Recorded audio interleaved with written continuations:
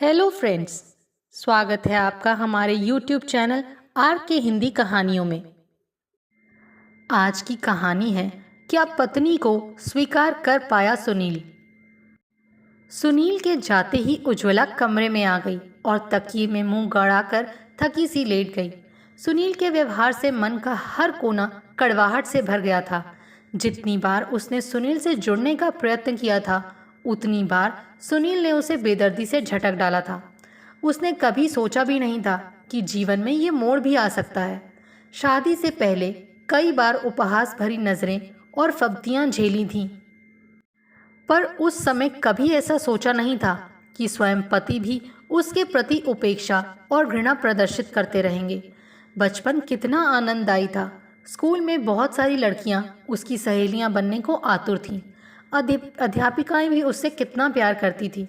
वो हंसमुख मिलनसार होने के साथ साथ पढ़ने में अव्वल जो थी।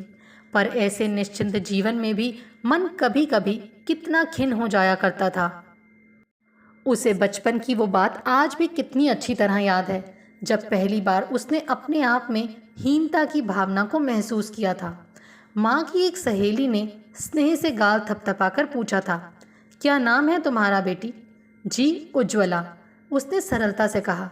इस पर सहेली के होंठों पर व्यंग्यात्मक हंसी उभर आई और उसने पास खड़ी महिला से कहा, लोग न जाने क्यों इतने बेमेल नाम रख देते हैं। और वो दोनों हंस पड़ी थी। वो पूरी बात समझ नहीं सकी थी, फिर भी उसने खुद को अपमानित महसूस किया था और चुपचाप वहाँ से खिसक गई थी। फिर तो कई बार ऐसे अवसर आए जब उसने इस तरह के व्यवहार से शर्मिंदगी महसूस की।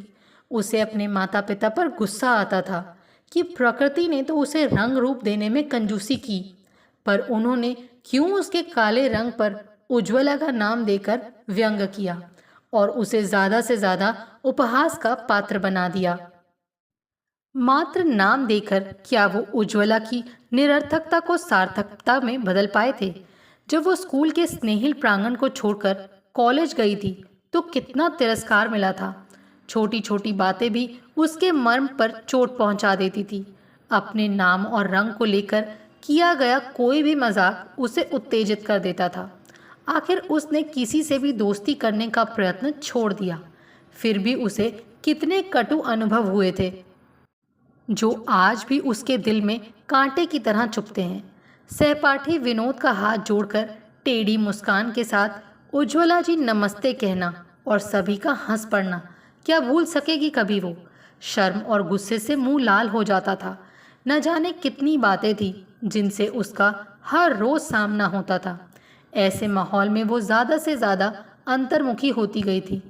वो दम घोंटू वर्ष गुजारने के बाद जब कुछ समय के लिए फिर से घर का सहज वातावरण मिला तो मन शांत होने लगा था। रेणु और दीपक उसकी बौद्धिकता के कायल थे और उसे बहुत मानते थे। माता पिता भी उसके प्रति अतिरिक्त प्यार प्रदर्शित करते थे। ऐसे वातावरण में वो बीते दिनों की कड़वाहट भूलकर सुखद कल्पनाएं संजोने लगी थी। उज्ज्वला के पिता राजकिशोर जूट का व्यापार करते थे और व्यापारी वर्ग में उनकी विशेष धाक थी। उनके व्यापारी संस्कार लड़कियों को पढ़ाने के पक्ष में नहीं थे, पर उज्ज्वला की जिद और योग्यता के कारण उसे कॉलेज भेजा था। अब जल्दी से जल्दी उसकी शादी करके निवृत्त हो जाना चाहते थे। अच्छा घराना और वर्षों से जमी प्रतिष्ठा के कारण उज्ज्वला का साधारण रंग रूप होने के बावजूद अच्छा वर और समृद्ध घर मिलने में कोई विशेष दिक्कत नहीं हुई। दीनदयाल राजकिशोर के बचपन के सहपाठी और अच्छे दोस्त भी थे। दोस्ती को संबंध में परिवर्तित करके दोनों ही प्रसन्न थे। दीनदयाल कठोर अनुशासन प्रिय व्यक्ति थे तथा घर में उनका रौब दाब था। वो लड़का लड़की को आपस में देखने दिखाने तथा शादी से पूर्व किसी तरह की छूट देने के सख्त खिलाफ थे। सुनील सुंदर, आकर्षक और सुशिक्षित नौजवान था। फिर सीए की परीक्षा में उत्तीर्ण होकर तो वो राजकिशोर की नज़रों में और भी चढ़ गया था। ऐसा सुदर्शन जामाता पाकर राजकिशोर तो फूले नहीं समा रहे थे। सुनील को भी पूरा विश्वास था कि उसके पिता जो भी निर्णय लेंगे उसके हित में ही लेंगे। पर सुहागरात को दुबली पतली श्यामवर्ण आकर्षणहीन उज्ज्वला को देखते ही उसकी सारी रंगीन कल्पनाएं धराशायी हो गई। वो चाह कर भी प्यार प्रदर्शित करने का नाटक नहीं कर सका। बाबूजी के प्रति मन में बेहद कटुता घुल गई और बिना कुछ कहे एक और मुंह फेर कर नाराज सा सो गया।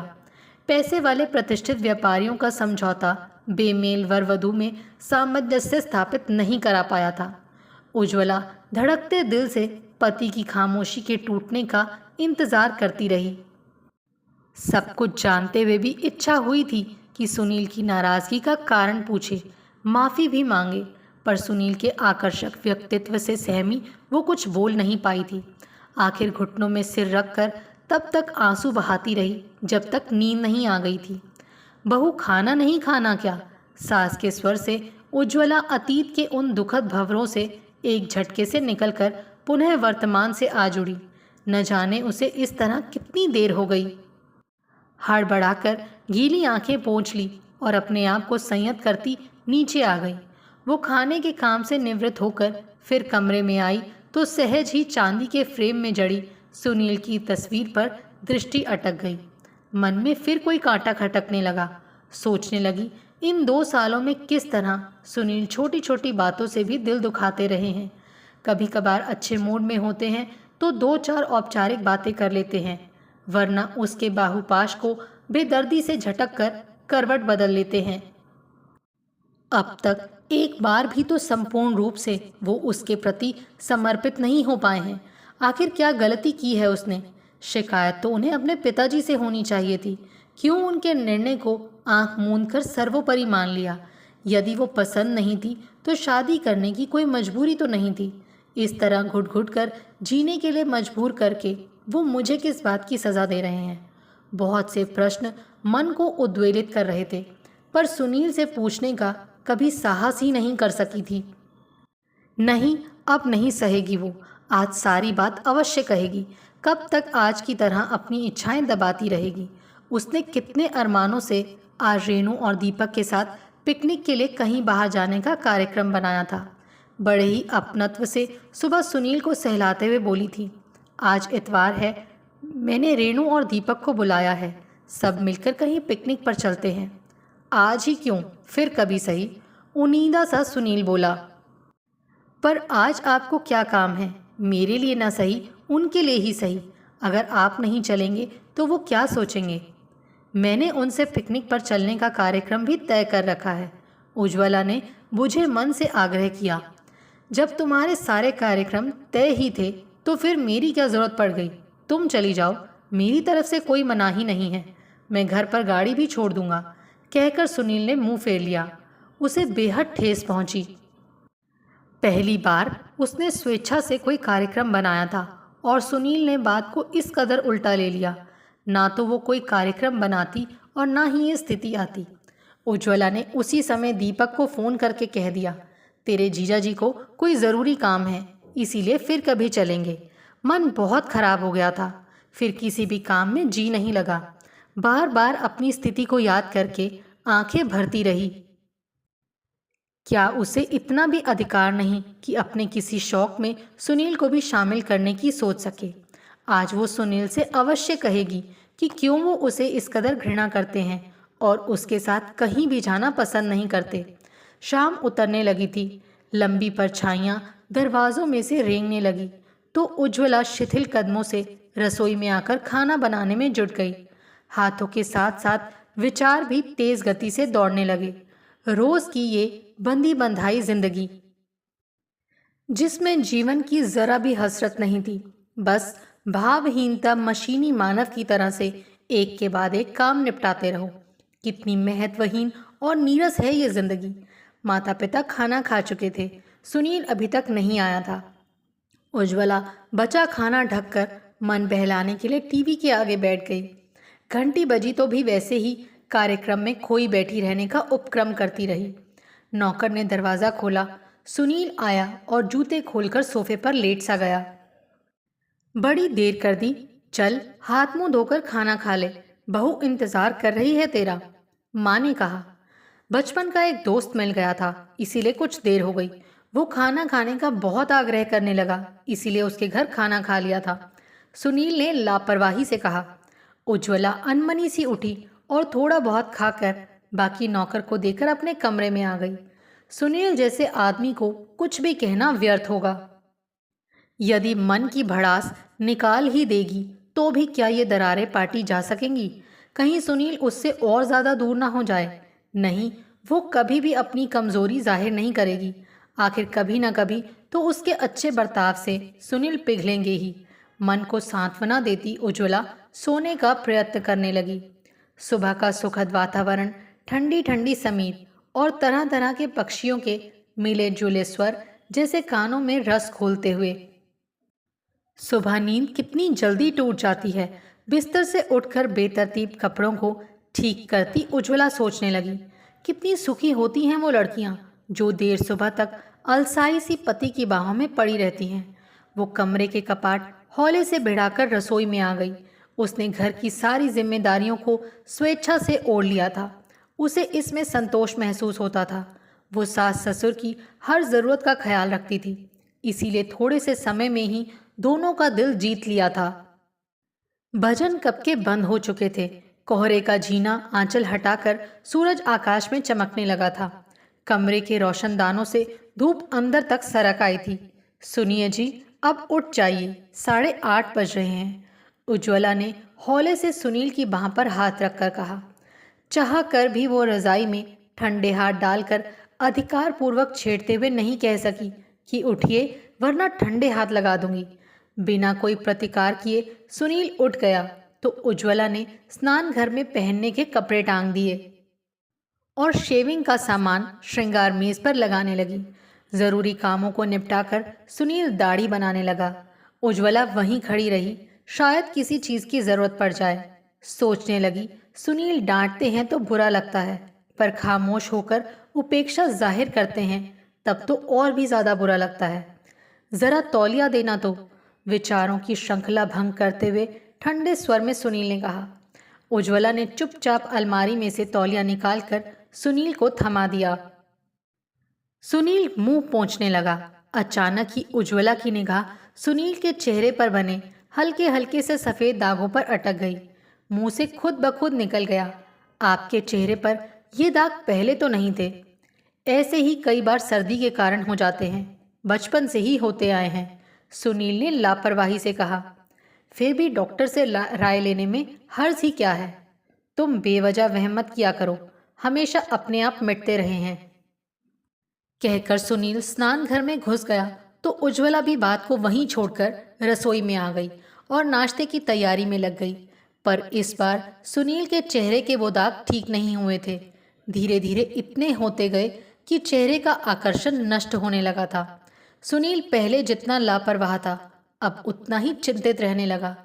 इस स्थिति में उज्ज्वला बराबर सांत्वना देती और डॉक्टरों की बताई तरह तरह की दवाइयाँ यथा समय देती रही। अब सुनील उज्ज्वला से चिढ़ा चिढ़ा नहीं रहता था, अधिकतर किसी सोच में डूबा रहता था। पर उज्ज्वला जो भी पूछती शांति से उसका जवाब देता था। उज्ज्वला को न जाने क्यों इस आकस्मिक परिवर्तन से डर लगने लगा था। रात गहरा चुकी थी, सभी टीवी के आगे जमे बैठे थे। आखिर उकता कर उज्ज्वला ऊपर अपने कमरे में आ गई तो सुनील भी माता पिता को हॉल में छोड़कर पीछे पीछे आ गया। हमेशा की तरह उज्ज्वला चुपचाप लेट गई थी, चुपचाप, मानो वो सुनील की उपेक्षा की आदी हो गई हो। सुनील ने बत्ती बंद करके स्नेह से उसे बाहों में कस लिया और मीठे स्वर में बोला, सच बताओ उज्ज्वला, तुम मुझसे नफरत तो नहीं करती? उस स्नेह स्पर्श और आवाज़ की मिठास से उज्ज्वला का रोम रोम आनंद से तरंगित हो उठा था। पहली बार प्यार की स्निग्धता से परिचित हुई थी वो। खुशी से अवरुद्ध कंठ से फुसफुसाई, आपने ऐसा कैसे सोच लिया? अब तक बुरा बर्ताव जो करता रहा हूं तुम्हारे साथ, पिताजी के प्रति जो आक्रोश था उसको तुम पर निकालकर मैं संतोष महसूस करता रहा। सोचता था मेरे साथ धोखा हुआ और बेवजह ही इसके लिए मैं तुम्हें दोषी मानता रहा, पर तुम मेरे लिए हमेशा प्यार लुटाती रही। मैं मात्र दैहिक सौंदर्य की छलना में मन के सौंदर्य से अनजान बना रहा। अब मैं जान गया कि तुम्हारा मन कितना सुंदर और प्यार से लबालब है। मैं तो तुम्हें सिर्फ कांटों की चुभन ही देता रहा और तुम सहती नहीं। कैसे सहन किया तुमने मुझे? मैं अपनी भूलों के लिए माफ़ी मांगने लायक भी नहीं रहा। बस बस, आगे कुछ कहो तो मैं रो पड़ूंगी। सुनील के होंठों पर हथेली रखते हुए उज्ज्वला बोली, मुझे पूरा विश्वास था कि एक ना एक दिन मुझे मेरी तपस्या का फल अवश्य मिलेगा। आप ऐसा विचार कभी न लाना कि मैं आपसे घृणा करती हूँ। मेरे मन में आपका प्यार पाने की तड़प जरूर थी, पर मैंने कभी भी अपने आप को आपके काबिल समझा ही नहीं। आज मुझे ऐसा लगता है कि मानो मैंने सब कुछ पा लिया हो। उज्ज्वला, तुम सचमुच उज्जवल हो, निर्मल हो। मैं तुम्हारा अपराधी हूँ। आज मैं अपने आप को कंगाल महसूस कर रहा हूँ। ना तो मेरे पास सुंदर दिल है और ना ही वो सुंदर देह रही जिस पर मुझे इतना घमंड था। सुनील ने ठंडी सांस लेकर उदासी से कहा, जी छोटा क्यों करते हैं आप? हम इलाज की हर संभव कोशिश करेंगे। फिर भी ये सफ़ेद दाग ठीक नहीं हुए तो भी मुझे कोई गम नहीं है। ये कोई खतरनाक बीमारी नहीं है। प्यार इतना सतही नहीं होता कि इन छोटी छोटी बातों से घृणा में बदल जाए। मैं तो हमेशा हमेशा के लिए आपकी हूँ, उज्ज्वला ने कहा। सुनील ने भाव विवल होकर उसे इस तरह आलिंगनबद्ध कर लिया मानो अचानक उसे कोई अमूल्य निधि मिल गई हो। आपको हमारी ये कहानी कैसी लगी? प्लीज़ कमेंट करके ज़रूर बताइए। अगर आप इस चैनल पर नए हैं तो इसे सब्सक्राइब करें और शेयर करें। Thank you.